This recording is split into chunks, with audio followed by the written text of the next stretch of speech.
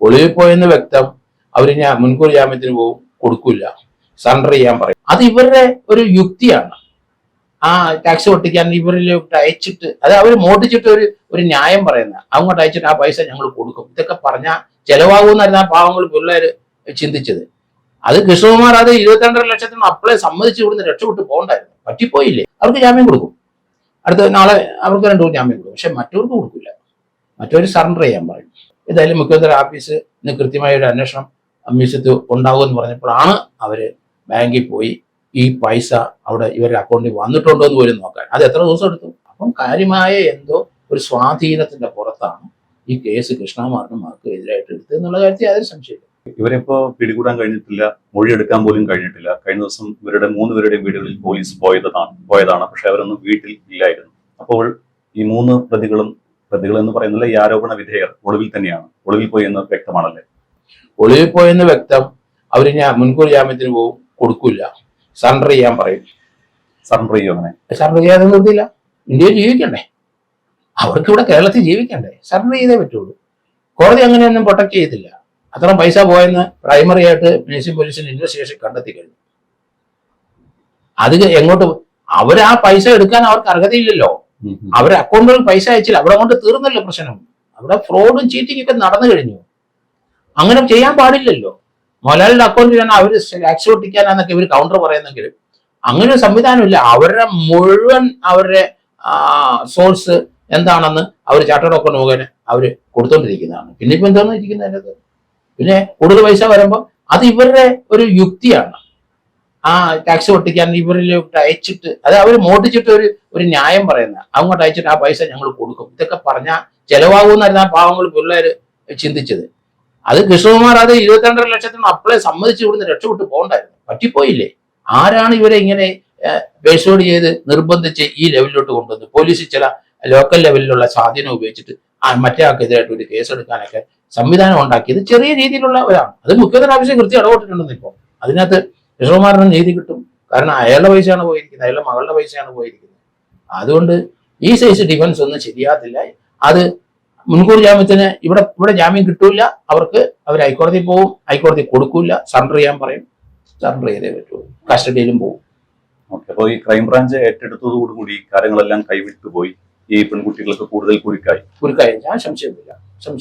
അപ്പോൾ ഇപ്പോഴത്തെ ഒരു അന്വേഷണം ക്രൈംബ്രാഞ്ചിനെ ഏറ്റെടുത്തതോടുകൂടി കൃഷ്ണകുമാറിനും കുടുംബത്തിനും കൂടുതൽ ആശ്വാസം കിട്ടിയെന്ന് പറയാം.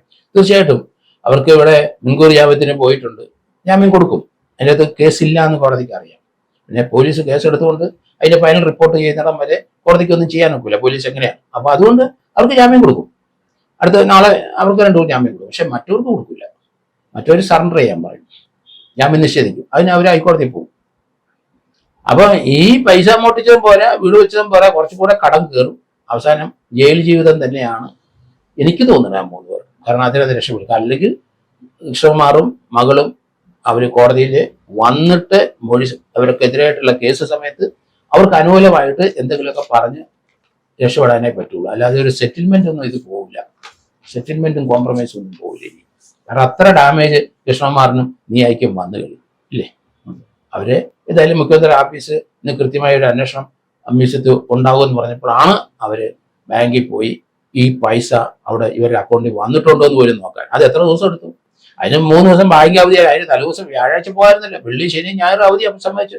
അവരെന്തുകൊണ്ട് അന്നേരം ഒരു ഇത്രയും വലിയ സീരിയസ് ആയ ഒരു കേസ് വന്നു കഴിഞ്ഞപ്പോൾ അവരെന്തുകൊണ്ട് ബാങ്കിൽ നിന്ന് പോയി ഫോർമലായിട്ടെങ്കിലും നോക്കാൻ ഞാൻ സീസ് ഒന്നും ചെയ്യണ്ട, ഫോർമലായിട്ട് പൈസ അവരുടെ അക്കൗണ്ടിൽ വന്നിട്ടുണ്ട്. ബാങ്ക് പോലീസ് ഓഫീസർ എന്ന് കാണിക്കുമ്പോൾ അപ്പം പറഞ്ഞു കൊടുക്കും.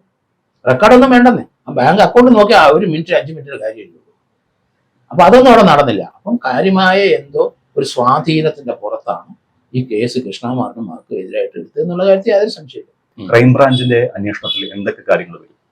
ക്രൈംബ്രാഞ്ച് ഇതിനകത്ത് കുറെ കാര്യങ്ങൾ അന്വേഷിക്കേണ്ടതുണ്ട്. അത് ലോക്കൽ പോലീസ് ഇവരെ അന്വേഷിക്കില്ല. അത് കാരണം ഈ കുട്ടികൾ നേരത്തെ എവിടെയെങ്കിലും ജോലിക്ക് പോയിട്ടുണ്ടോ അന്വേഷിക്കണ്ടേ. ഇവരിവിടെ വന്ന ഉടനെ അവര് മറ്റേ കോഡിനകത്ത് കയറി അത് ചെറിയ മോഡിഫിക്കേഷൻ വരുത്തി QR കോഡ് വരുത്തിയിട്ട് അത്ര എക്സ്പെർട്ടാണ് ഇവര്. അപ്പൊ നേരത്തെ എവിടെ ആയിരുന്നു ഇവർക്ക് ജോലിയാണ്, അത് അന്വേഷിക്കണ്ടേ. അല്ലെ ഇവിടുത്തെ കാര്യം മാത്രമല്ല, ഇവരുടെ പ്രീവിയസ് കോണ്ടാക്ട് നോക്കണം. എവിടെയെങ്കിലും ജോലി ചെയ്തിട്ടുണ്ടോ, അവിടെ സമാന രീതി തട്ടിപ്പ് നടത്തിയിട്ടുണ്ടോ. ഇവർ ഇവിടെ വന്നിട്ട് അങ്ങ് തുടങ്ങുകയാണ്. എത്ര നിസ്സാര സംഖ്യയില്ല, 69 ലക്ഷം രൂപയാണ്. 3/4 കോടി രൂപയുടെ അടുത്ത് വരികയാണ്. 3 പെൺകുട്ടികളാണ് അത് എടുത്തിരിക്കുന്നത്. അപ്പൊ അവരുടെ പിന്നിൽ ആളുണ്ട്, കണ്ടെത്തണം അത്. ആ ആളിന്റെ ശക്തി കൊണ്ടാണ് കൗണ്ടർ കേസുകൾ എടുക്കാൻ കാരണമെന്ന് ഞാൻ പറയുന്നത്. അതുകൊണ്ട് അത് തന്നെയല്ല, അവര് ഒരു കൗണ്ടർ പറഞ്ഞല്ലോ, അവരെ തട്ടിക്കൊണ്ടുപോയെന്ന് പറഞ്ഞു, അതിന്റെ ദൃശ്യങ്ങളെല്ലാം വെളിയിൽ വന്നല്ലോ. അപ്പൊ അപ്പൊ അങ്ങനെ പറയുന്ന മോട്ടിച്ചത് മാത്രമല്ല, അപ്പൊ അതിനുശേഷം അടുത്ത നമ്പറിലോട്ട് മറ്റേ മുതലാളിയെ കുരുക്കാനായിട്ട് അടുത്ത നമ്പർ ഇറക്കുകയാണ്. ഇതൊക്കെ എവിടുന്ന് പഠിച്ചു? അതൊക്കെ അംഗീകരിക്കാൻ പറ്റുമോ മ്യൂസിയം പോലീസിനെ? അതൊക്കെ എന്തുകൊണ്ടാണ് അവർ അംഗീകരിക്കുന്നത്? അവർക്ക് തന്നെ പറയും, കള്ളന്മാരെല്ലാം പറയും ഞാനല്ലേ സാറേ എടുത്തത്, കള്ളന്മാരെല്ലാം പറയുന്ന ഞങ്ങളല്ലേ സാറേ, കൊന്നിട്ട് പറയും ഞാനല്ല വന്ന് മറ്റോ തങ്കപ്പനാ കൊന്നെന്നൊക്കെ പറയും. അതൊക്കെ കേൾക്കാതിരിക്കുന്നവരാണ്. സത്യസന്ധമായിട്ട് അന്വേഷിക്കുമ്പോൾ കറക്റ്റ് ട്രാക്ക് ആണെങ്കിൽ നമുക്ക് യഥാർത്ഥ പ്രതികൾ ആരാണെന്ന് അറിയാം. അതിനു പകരം പ്രതികളെ സംരക്ഷിക്കുന്ന രീതിയിൽ, ബ്ലോക്ക് ചെയ്യുന്ന രീതിയിൽ, പരാതിക്കാരെ ഭീതിപ്പെട്ട് ഓടുന്ന അവസ്ഥയിൽ അയാൾ മുൻകൂർ ജാമ്യത്തിന് ഓടുകയല്ലേ. അപ്പൊ അങ്ങനെ ആരെങ്കിലും പരാതി കൊടുക്കണോ? അതിനൊരു പോലീസ് സംവിധാനമാണോ ഇവിടെ ഉള്ളത്? നമ്മൾ പരാതി കൊടുക്കത്തില്ല. ഇങ്ങനെ പല സ്ഥലത്താകുമ്പോൾ ആൾക്കാർ പരാതിക്കേ വരത്തില്ല, കാരണം നീതി കിട്ടില്ലെന്നറിയാം. അതുകൊണ്ട് മുഖ്യമന്ത്രി ഓഫീസ് കൃത്യമായിട്ട് ഇടപെട്ടെന്നാണ് ഞാൻ മനസ്സിലാക്കിയത്. അതുകൊണ്ടാണ് ജില്ലാ ക്രൈംബ്രാഞ്ചിന് കൊടുക്കാതെ, അത് ഞാൻ നേരത്തെ പോലെ പറയുന്നത്, ഈ ക്രൈംബ്രാഞ്ച് എന്ന് പറഞ്ഞ സ്റ്റേറ്റ് ക്രൈംബ്രാഞ്ചേ ഉള്ളൂ. ഈ ജില്ലാ ക്രൈംബ്രാഞ്ച് ഒരു തട്ടിപ്പാണ്. അത് അവിടുത്തെ SP മാരും അവിടുത്തെ DIG മാരും അത് ക്രൈംബ്രാഞ്ചിന് വിട്ടുന്ന് യവന്മാരൊക്കെ വിളിച്ചു പറയുന്നത് വളരെ പുച്ഛത്തോടെ മാത്രമേ എനിക്കത് കാണാൻ പറ്റും. അങ്ങനെ പൊതുജനങ്ങളെ പറ്റിക്കരുത്.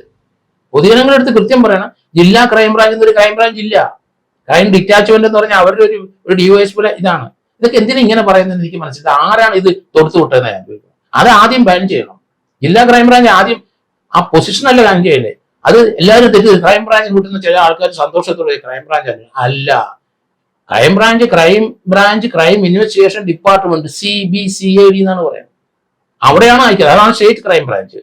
അവിടെ ഒരു DGP ഉണ്ട്, ഒരു 2 ജില്ലയ്ക്ക് ഒരു SP ഉണ്ട് ക്രൈംബ്രാഞ്ചിൽ. അത് പ്രത്യേക സംവിധാനമാണ്. അപ്പൊ അവർക്ക് നല്ല എക്സ്പീരിയൻസ്ഡ്, വെൽ എക്സ്പീരിയൻസ് DYSP റാങ്കിലുള്ളവരാണ് മിക്കവാറും കേസ് അന്വേഷിക്കുന്നത് അവിടെ. അപ്പൊ അത്രയും താഴേന്ന് കയറി വന്നവർക്ക് കാര്യങ്ങൾ പെട്ടെന്ന് മനസ്സിലാവും. അതിനു പകരം ജില്ലാ ക്രൈംബ്രാഞ്ച് എന്ന് പറഞ്ഞാൽ അത് ആദ്യം ബാൻ ചെയ്യണമെന്നാണ് മുഖ്യമന്ത്രി ഓഫീസ് ശ്രദ്ധിക്കണം. അത് മേലെ അങ്ങനെ പറയരുത്. പോലീസ് മനുഷ്യനെ പറ്റിക്കുകയാണ് എത്ര നാളുകൊണ്ട്. പലരും എന്നെ കാണുമ്പോൾ പറയും സാറേ ക്രൈംബ്രാഞ്ചിന് വിട്ടു. ഞാൻ പറയും ഏത് ക്രൈംബ്രാഞ്ച്, എവിടാ ഓഫീസ്? അതൊക്കെ ചോദിക്കുമ്പോഴാണ് കമ്മീഷൻ ഓഫീസിൽ തന്നെ അപ്പുറത്തൊരു മുറി ഇരിക്കുന്ന ആളാണ് ഈ ജില്ലാ ക്രൈംബ്രാഞ്ച്. അത് പറ്റിക്കുന്നത് ശരിയല്ല. അത് ഇനിയെങ്കിലും ഇത് ശ്രദ്ധിക്കുന്നവര് DGP ആയാലും ശരി, ഹോം ഡിപ്പാർട്ട്മെന്റ് അത് മാറ്റണം. ജില്ലാ ക്രൈംബ്രാഞ്ചിനെ പ്രയോഗിക്കരുത്. ഇത് ആരാണ് ഇത് ഇറക്കിയതെന്ന് കണ്ടുപിടിക്കണം.